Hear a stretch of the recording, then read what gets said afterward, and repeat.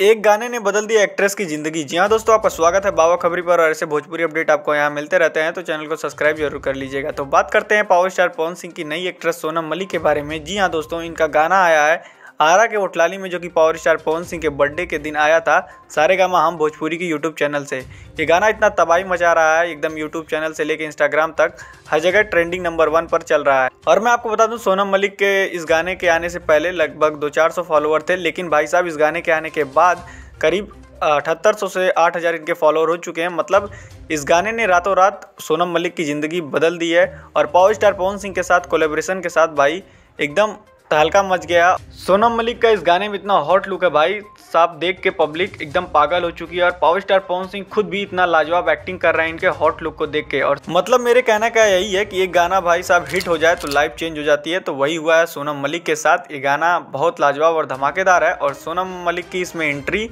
वो तो सुपर से भी ऊपर है। तो आपका क्या कहना है सोनम मलिक के बारे में और पावर स्टार पवन सिंह के बारे में हमें कमेंट बॉक्स में जरूर बताइएगा। और चैनल पर पहली बार आए तो चैनल को सब्सक्राइब, लाइक, शेयर जरूर कर लीजिएगा।